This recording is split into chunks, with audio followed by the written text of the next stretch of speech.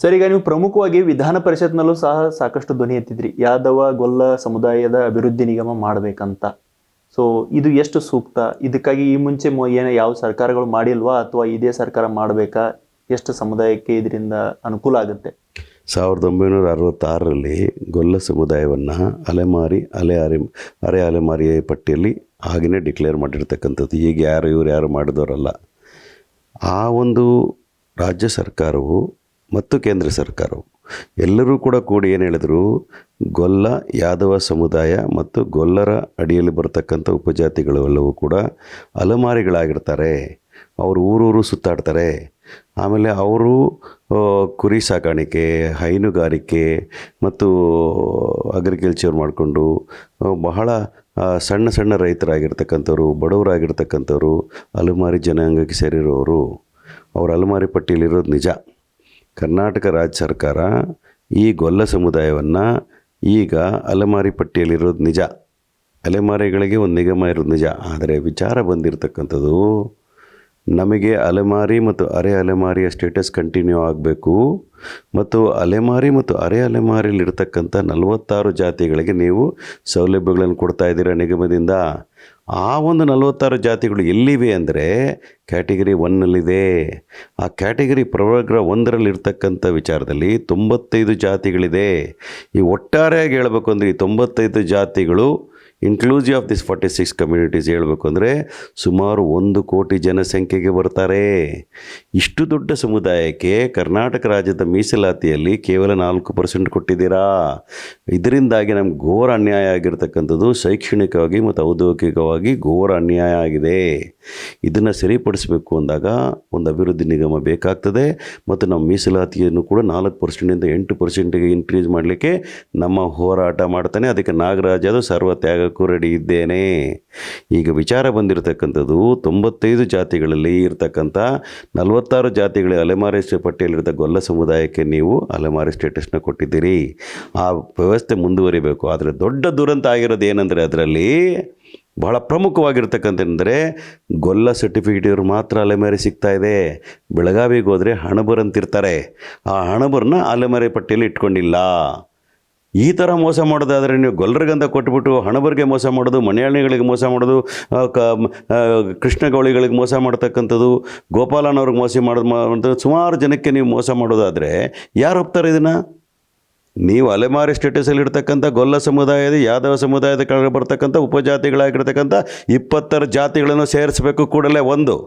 ಎರಡನೇದಾಗಿ, ನೀವು ಯಾವ ದೇವರಾಜ ಅರಸ್ ನಿಗಮದ ಕೆಳಗಡೆ ಇದ್ದಂತಹ ಹಲವಾರು ಬ್ಯಾಕ್ವರ್ಡ್ ಕ್ಲಾಸ್ ಕಮ್ಯುನಿಟಿಗಳಿಗೆ 17 ಜಾತಿಗಳಿಗೆ ನೀವು ಸಮುದಾಯಗಳಿಗೆ ನೀವು ಅಭಿವೃದ್ಧಿ ನಿಗಮವನ್ನು ಮಾಡಿದ್ದೀರಿ. ಕುರುಬ ಸಮುದಾಯದ ನಂತರ ಯಾವುದಾದ್ರು ದೊಡ್ಡ ಸಮುದಾಯ ಇದ್ದರೆ ಅದು ಗೊಲ್ಲ ಸಮುದಾಯ. ನೀವು ಅವರಿಗೆ ಅಭಿವೃದ್ಧಿ ನಿಗಮವನ್ನು ಮಾಡಲಿಲ್ಲ. ಯಾವ ಕಾರಣಕ್ಕೋಸ್ಕರ ಮಾಡಿಲ್ಲ? ಅವರು ಈ ದೇಶದ ನಾಗರಿಕರಲ್ವಾ? ಅವರು ಅಲೆಮಾರಿಗಳಿದ್ದಾರೆ ಅಂತೇಳಿ ನಾನು ಹೇಳಬೇಕಾಗಿಲ್ಲ. 1966ರಲ್ಲೇ ಗೊಲ್ಲ ಸಮುದಾಯ ಒಂದು ಅಲೆಮಾರಿ ಸಮುದಾಯ ಅಂತ ಹೇಳಿದ ಮೇಲೆ what is the meaning of nomadic and semi nomadic cost? ಅಂದರೆ ಅವರು ಬಡವರು, ಊರಿನಲ್ಲಿರಲ್ಲ, ಹೊರಗಡೆ ಹೋಗಿರ್ತಾರೆ, ಗುಡಿಸಲಲ್ಲಿ ವಾಸ ಮಾಡ್ತಾರೆ ಮತ್ತು ಅಲೆಮಾರಿಗಳಾಗಿರ್ತಾರೆ, ಕುರಿ ಸಾಕ್ತಾರೆ, ದನ ಸಾಕ್ತಾರೆ, ಪಶುಪಾಲಕರಾಗಿರ್ತಾರೆ. ಅವ್ರಿಗೆ ಶಿಕ್ಷಣದ ಸೌಲಭ್ಯಗಳು ಸಿಗ್ತಾಯಿಲ್ಲ, ವಸತಿ ಸೌಲಭ್ಯಗಳು ಸಿಗ್ತಾಯಿಲ್ಲ, ಔದ್ಯೋಗಿಕವಾಗಿ ಉದ್ಯೋಗಗಳು ಸಿಗ್ತಾಯಿಲ್ಲ, ಅವ್ರಿಗೆ ಉನ್ನತ ಮಟ್ಟದ ಶಿಕ್ಷಣ ಸಿಗ್ತಾಯಿಲ್ಲ. ಇಷ್ಟೆಲ್ಲ ಇದ್ದಿದ್ದಕ್ಕೆ ಅವ್ರನ್ನ ನೀವು ಅಲೆಮಾರಿಲಿ ಇಟ್ಟಿರ್ತಕ್ಕಂಥದ್ದು. ಅಲೆಮಾರಿ ಮತ್ತು ಅರೆ ಅಲೆಮಾರಿ ಇಟ್ಟ ನಂತರ ಅಂಥ ಸಮುದಾಯಗಳಿಗೆ ನೀವು ಡೆವಲಪ್ಮೆಂಟ್ ಕಾರ್ಪೊರೇಷನ್ಗಳು ಮಾಡಬೇಕು. ಅದನ್ನು ಬಿಟ್ಟು ನೀವು ಮಾಡಿರ್ತಕ್ಕಂಥ ಎಂಥದ್ದು ನಿಗಮ ಮಾಡಿದಿರಿ? ಮೇಲ್ವರ್ಗದ ನಿಗಮ ಸಮುದಾಯಗಳು ನಿಗಮಗಳು ಮಾಡಿದಿರಿ, ಲಿಂಗಾಯತ ಅಭಿವೃದ್ಧಿ ನಿಗಮ ಮಾಡಿದಿರಿ, ಒಕ್ಕಲಿಗ ಅಭಿವೃದ್ಧಿ ನಿಗಮ ಮಾಡಿದ್ದು ನಾವು ಸ್ವಾಗತ ಮಾಡ್ತೀವಿ. ಎಲ್ರಿಗೂ ಮಾಡಬೇಕು. ಎಲ್ಲರಲ್ಲೂ ಎಲ್ಲ ಜಾತಿಗಳಲ್ಲಿ ಬಡವರು ಇರ್ತಾರೆ, ಅವ್ರ ಅಭಿವೃದ್ಧಿ ಆಗಲಿ. I appreciate that. ನೀವು ಗೊಲ್ಲ ಸಮುದಾಯನ ಈತಿನ ಅಲ್ಲಿ ಇಟ್ಬಿಟ್ಟಿದ್ದೀನಿ, ಅಲೆಮಾರಿಯಲ್ಲಿ ಇಟ್ಬಿಟ್ಟಿದ್ದೀನಿ, ನೀವು ಅಲ್ಲ ತೊಗೊಳ್ಳಿ ಅಂದರೆ ನಮ್ಮನ್ನ ಜಾತ್ರೆಯಲ್ಲಿ ಬಿಟ್ಬಿಟ್ರೆ ನಾವೇನು ಮಾಡ್ಬೇಕು ಸ್ವಾಮಿ? ಕಷ್ಟ ಅಲ್ವಾ ನಮಗೆ? ಹಾಗಾಗಿ ಘೋರ ಅನ್ಯಾಯವನ್ನು ನಾಗರಾಜ್ ಸೀರಿಯಸ್ ಆಗಿ ತಗೊಂಡಿರ್ತಕ್ಕಂಥದ್ದು. ಕಳೆದ 4 ವರ್ಷಗಳಿಂದ 2022 ನಾನು ಮೊದಲನೇ ಅಧಿವೇಶನ ಇವತ್ತಿನವರೆಗೂ ಸತತವಾಗಿ ಕೇಳ್ತಾ ಇದ್ದೇನೆ. ಇದೇ ಉತ್ತರವನ್ನು ಕೊಡ್ತಾ ಇದ್ದಾರೆ. ಮುಖ್ಯಮಂತ್ರಿಗಳ ಹತ್ರ ಚರ್ಚೆ ಮಾಡ್ತೀವಿ, ಫೈನಾನ್ಸ್ ಡಿಪಾರ್ಟ್ಮೆಂಟಲ್ಲಿ ಚರ್ಚೆ ಮಾಡ್ತೀವಿ.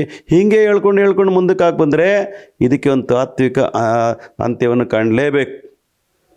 ಗೊಲ್ಲರಿಗೆ, ಯಾದವರಿಗೆ, ಉಪಜಾತಿಗಳಿಗೆ ಹಣಬರನ್ನು ಸೇರಿಸ್ಕೊಂಡು, ವಿಶೇಷವಾಗಿ ಬೆಳಗಾವಿಯಲ್ಲಿರ್ತಕ್ಕಂಥ ಹಣಬರನ್ನು ಸೇರಿಸ್ಕೊಂಡು ಎಲ್ಲ ಉಪಜಾತಿಗಳಿಗೆ ಒಂದು ಅಭಿವೃದ್ಧಿ ನಿಗಮ ಬೇಕಾಗ್ತದೆ.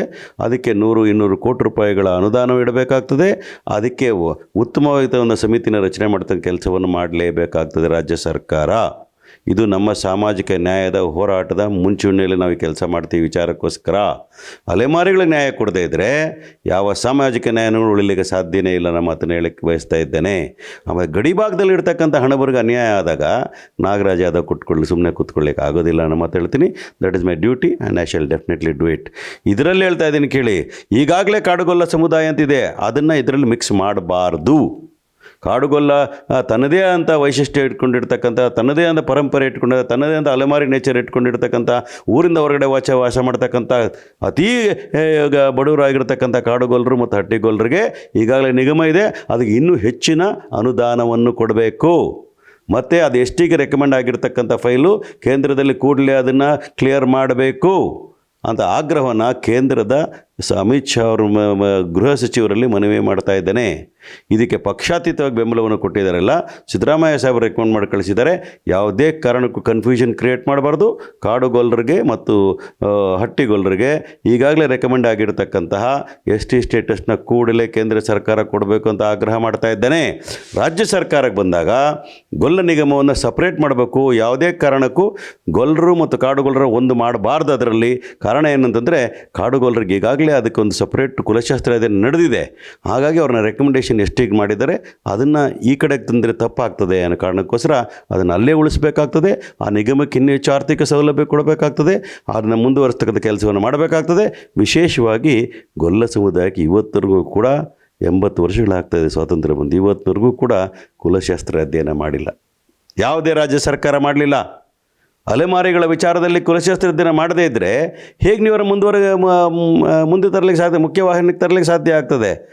ಹಾಗಾಗಿ ಸ್ಪಷ್ಟವಾಗಿ ಹೇಳ್ತಾ ಇದ್ದೀನಿ ಮಾಧ್ಯಮದ ಮೂಲಕ, ಕಾಡುಗೊಲ್ಲ ಮತ್ತು ಹಟ್ಟಿಗೊಲ್ಲರ ವಿಚಾರದಲ್ಲಿ ಈಗಿರ್ತಕ್ಕಂಥ ನಿಗಮವನ್ನು ಯಾವುದೇ ಕಾರಣಕ್ಕೂ ಡಿಸ್ಟರ್ಬ್ ಮಾಡಬಾರ್ದು. ಮತ್ತು ಅವ್ರಿಗೆ ಇನ್ನೂ ಆರ್ಥಿಕ ಸಹಾಯವನ್ನು ಕೊಡಬೇಕು. ಅವ್ರಿಗೆ ಎಷ್ಟು ಮೀಸಲಾತಿ ಕೊಡ್ತಕ್ಕಂಥ ಕೆಲಸ ಆಗಲೇಬೇಕು. ಇನ್ನೊಂದು ಕಡೆ ಇರ್ತಕ್ಕಂಥದ್ದು ಈಗ ಗೊಲ್ಲ ಸಮುದಾಯ ಮತ್ತು ಯಾದವ ಅಭಿವೃದ್ಧಿ ನಿಗಮ ಮಾಡ್ತಕ್ಕಂಥದ್ರಲ್ಲಿ ಅದರಲ್ಲಿರ್ತಕ್ಕಂಥ 26 ಸಮುದಾಯಗಳನ್ನ ಸೇರಿಸ್ಕೊಂಡು ಒಂದು ಅಭಿವೃದ್ಧಿ ನಿಗಮ ಮಾಡಬೇಕು. ಅದು ಅಲೆಮಾರಿಗಳ ಸ್ಟೇಟಸ್ನ ಕಂಟಿನ್ಯೂ ಮಾಡ್ತಕ್ಕಂಥ ಕೆಲಸ ಮಾಡಬೇಕು. ಈಗ ನೋಡಿ, ಪರಿಶಿಷ್ಟ ಜಾತಿಯಲ್ಲಿ ಕೂಡ ರೈಟ್ ಟು ಲೆಫ್ಟ್ ಅಂತಿದೆ. ಅದೇ ರೀತಿಯಲ್ಲಿ ನಮ್ಮಲ್ಲೂ ಕೂಡ ಇರತಕ್ಕಂಥದ್ದು ಅಲ್ಲಿ ಕಾಡುಗೊಲ್ಲರು ಹಟ್ಟಿಗೊಲ್ಲರು ಅವ್ರದ್ದೇ ಅಂತ ಸಮಸ್ಯೆಗಳಿದೆ. ಅದಕ್ಕೆ ಸ್ಪಂದನೆ ಮಾಡಲಿಕ್ಕೆ ನಾವು ಕೆಲಸ ಮಾಡಬೇಕು. ಅದನ್ನು ಬಂದು ಇಲ್ಲಿ ಮಿಕ್ಸ್ ಮಾಡೋ ಅವಶ್ಯಕತೆಯೇ ಇಲ್ಲ. ನಮ್ಮಲ್ಲಿರ್ತಕ್ಕಂಥ ಸಮಸ್ಯೆಗಳೇ ಬೇರೆ ಇದೆ. ಅದಕ್ಕೆ ಪರಿಹಾರ ಕಂಡುಕೊಳ್ತಕ್ಕಂಥ ಕೆಲಸ ಆಗಬೇಕು. ಯಾವುದೇ ಕಾರಣಕ್ಕೂ ಇದರಲ್ಲಿ ರಾಜಕಾರಣ ಮಾಡ್ತಕ್ಕಂಥವ್ರನ್ನ ನಾವು ಸಹಿಸ್ಕೊಳ್ಳೋಕ್ಕೆ ಸಾಧ್ಯನೇ ಇಲ್ಲ. ಅದೇ ಪ್ರತ್ಯೇಕವಾಗಿರಬೇಕು, ಇದೇ ಪ್ರತ್ಯೇಕವಾಗಿರಬೇಕು. ಆ ಕಾಡುಗೊಲ್ಲರಿಗೆ ST ಮೀಸಲಾತಿ ಆಗಲೇಬೇಕು. ಅದು ನನ್ನ ಆಗ್ರಹ ಇದ್ದೇ ಇದೆ. ಅದಕ್ಕೆ ಸರ್ವತ್ಯಾಗಕ್ಕೆ ನಾಗರಾಜ್ ಯಾದವ್ ಸಿದ್ಧ ಇದ್ದಾನೆ. ಅದೇ ರೀತಿ ಗೊಲ್ಲ ಸಮುದಾಯಕ್ಕೆ ನಾವು ಕುಲಶಾಸ್ತ್ರ ಅಧ್ಯಯನ ಮಾಡಬೇಕು. ಕೇಂದ್ರ ಸರ್ಕಾರಕ್ಕೆ ಶಿಫಾರಸು ಮಾಡಬೇಕು. ಮೊಟ್ಟ ಮೊದಲಾಗಿ ಕಾಡುಗೊಲ್ಲರಿಗಾಗಬೇಕು, ತದನಂತರ ಗೊಲ್ಲರ ವಿಚಾರ ಮುಂದೆ ತಗೊಂಡು ಹೋಗ್ತಕ್ಕ ಕೆಲಸ ಮಾಡಬೇಕು.